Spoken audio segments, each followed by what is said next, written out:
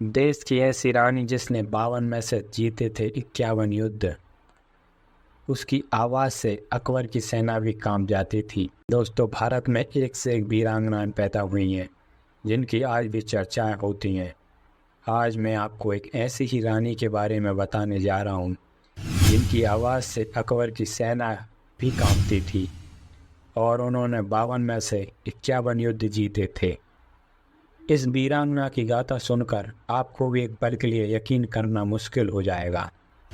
इस रानी का जन्म 5 अक्टूबर 1524 को उत्तर प्रदेश के बांदा जिले में हुआ था। दोस्तों, ये रानी कोई और नहीं बल्कि रानी दुर्गावती थी, जिन्होंने अकबर की सेना को भी पानी पिला दिया था।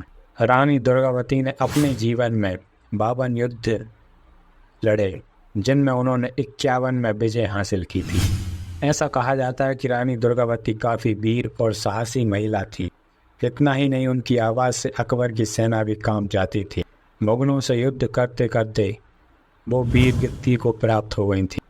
उन्होंने 15 साल तक गोंडवाना राज्य में शासन किया। महारानी दुर्गावती कालिंजर के राजा कीर्ति सिंह चंदेल की एकमात्र संतान थी। राजा संग्राम शाह के पुत्र दलपत शाह से उनका विवाह हुआ था। दुर्भाग्यवश विवाह के 4 वर्ष बाद ही राजा दलपत शाह का निधन हो गया था। उस समय रानी दुर्गावती का पुत्र नारायण 3 वर्ष का ही था तथा रानी ने स्वयं ही गढ़मंडला का शासन संभाल लिया था, जो वर्तमान में अब जबलपुर उनके राज्य का केंद्र था। दुर्गावती ने तीनों मुस्लिम राज्यों को बार बार युद्ध में परास्त किया। पराजित मुस्लिम राज्य इतने भयभीत हुए कि उन्होंने गोंडवाने की ओर झांकना भी बंद कर दिया था। इन तीनों राज्यों की विजय में दुर्गावती को अपार संपत्ति हाथ लगी थी।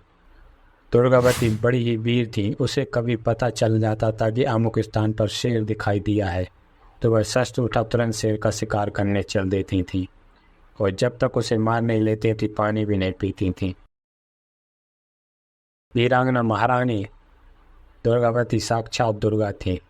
इस वीरतापूर्ण चरित्र वाली रानी ने अंत समय निकट जानकर अपनी कटार स्वयं ही अपने सीने में मारकर आत्म बलिदान कर लिया था। महारानी दुर्गावती का नाम भारत की महानतम वीरांगनाओं की सबसे अग्रिम पंक्ति में आता था और आज भी आता है। दोस्तों, आपको ये वीडियो पसंद आई हो तो चैनल को सब्सक्राइब कर दें।